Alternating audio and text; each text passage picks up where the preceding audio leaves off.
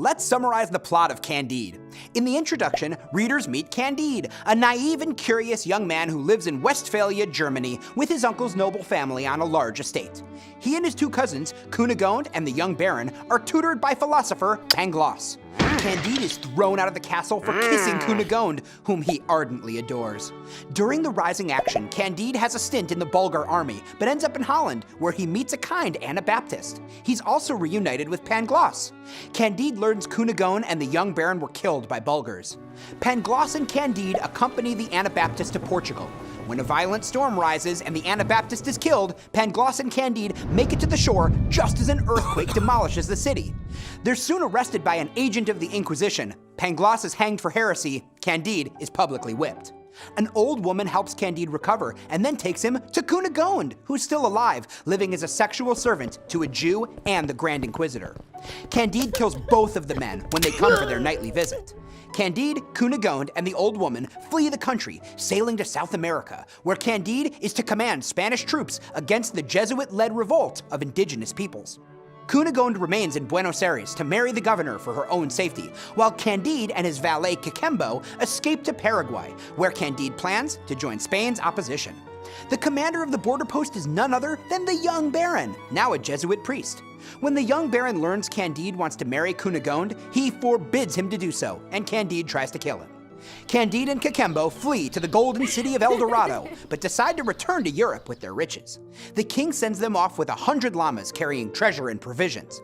Cacambo returns to Buenos Aires to get Cunegonde, while Candide makes arrangements to sail to Venice, where they will all meet.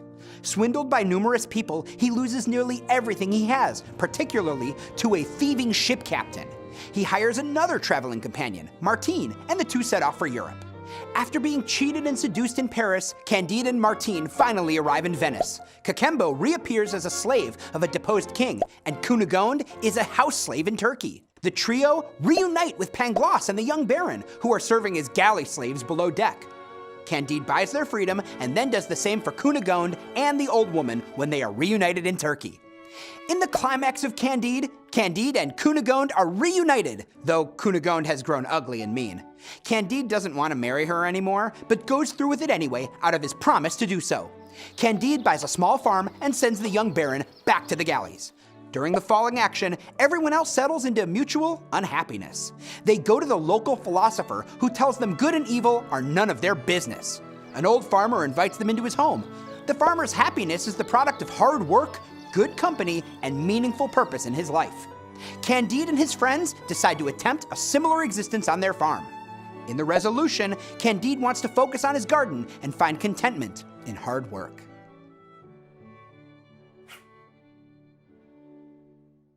Let's analyze the characters in Candide, starting with the titular protagonist, Candide himself. Candide grows up in his uncle's castle. He's a devoted student of his tutor Pangloss and pines for his cousin Cunegonde.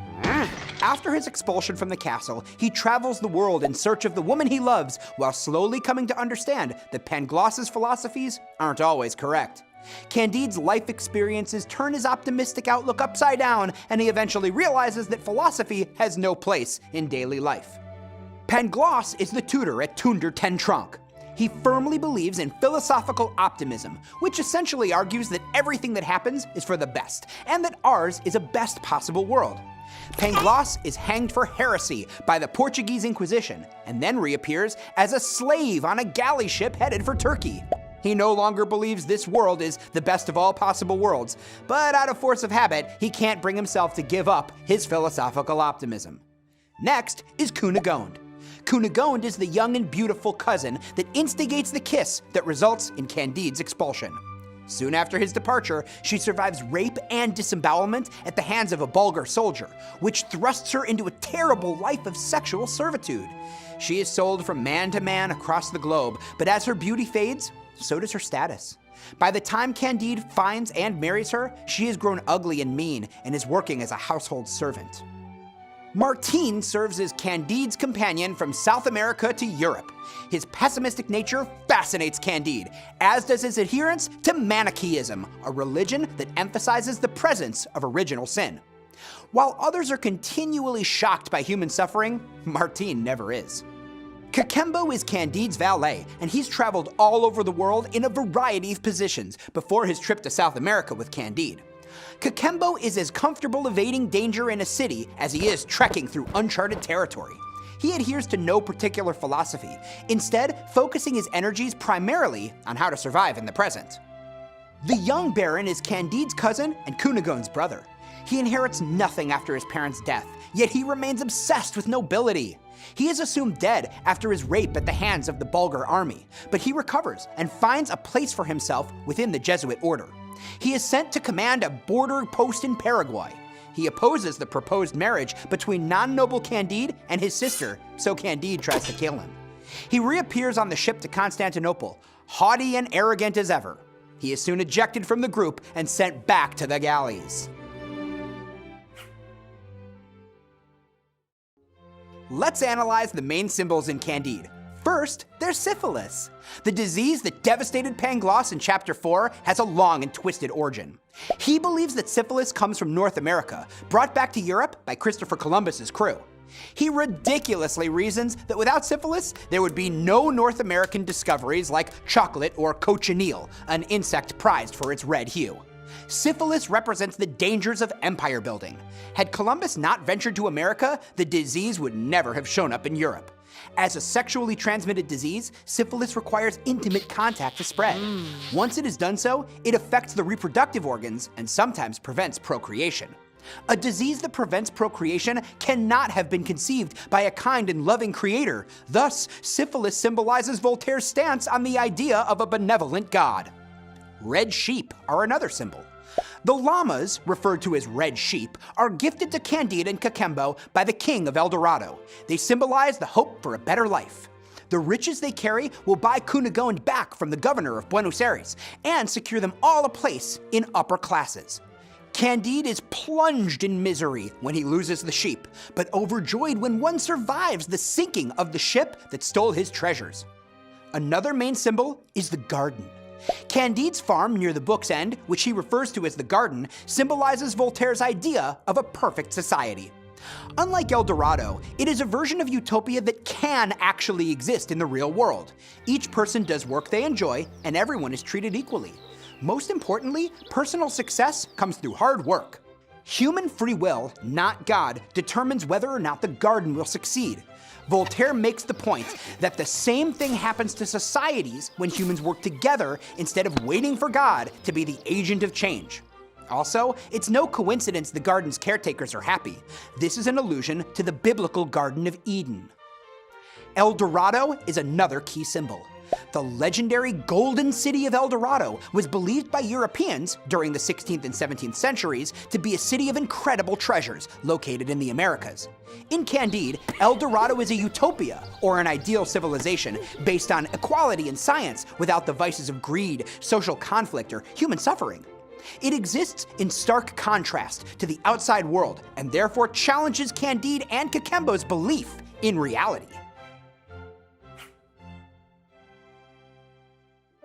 Let's review the main themes in Candide, starting with optimism. Voltaire's purpose for writing Candide is to disprove the notion of philosophical optimism, and he does this by establishing his characters as stringent, unflinching optimists whose situations gradually erode their beliefs that all is for the best. Candide goes through the greatest change, becoming increasingly disillusioned by Pangloss's teachings as his journey wears on. One example of many is the black sugar mill slave in Suriname who's missing an arm and a leg, which he refers to as the price we pay for the sugar you eat in Europe. Candide is horrified by this encounter, believing a benevolent God would not subject any of his children to such a fate. He cannot remain optimistic about people. Humans have free will and can choose whether or not they want to be happy. However, that happiness takes hard work. One cannot sit idly by and wait for God's intervention. For Candide, this means tending his garden. Religious intolerance is another important theme. Voltaire spent much of his life in opposition to the Catholic Church. Voltaire was a deist, and he detested how cruelly the church treated people of other religions. His empathy for those who didn't conform to the church's rigid standards is apparent throughout Candide. For one example, when the Jew Don Issachar and the Grand Inquisitor are killed at the same time, the Grand Inquisitor is buried in a beautiful church, while Don Issachar is thrown to the town refuse heap. He is literally treated like garbage. In many situations in Candide, Voltaire shows empathy for the person who defies traditional religious conventions, while portraying church leaders as zealots, eager to burn those with differences at the stake. Another key theme is class and status. Nobles are portrayed in an unsympathetic light in Candide. They're snobby and possess senses of entitlement. One example is the young baron, who, despite the loss of his family's wealth, still thinks that his birthright makes him better than everyone else. The characters in Candide with the biggest hearts are those with the lowest social status. There is the endlessly generous Candide. There's the Anabaptist, who gives his life caring for others. And Cacambo, a glorified servant, remains loyal to Candide even after he amasses his own wealth. On the other side, those with money and social status are eager to exploit those beneath them for everything they're worth.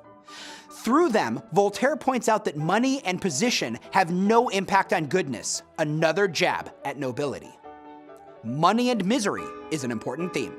Money can't buy happiness, as the old saying goes, but in Candide, it actually makes people more miserable than they were before. Candide suffers multiple injustices throughout his worldwide journey, but none affect him as much as the false generosity and outright swindling he experiences at the hands of merchants, magistrates, and supposed friends. The more money he has, the more lonely and disillusioned he really is. Voltaire shows that money is more often the cause of sorrow than happiness. A poor man doesn't realize what he's missing, but one who experiences a temporary fortune is all the more miserable when it's gone.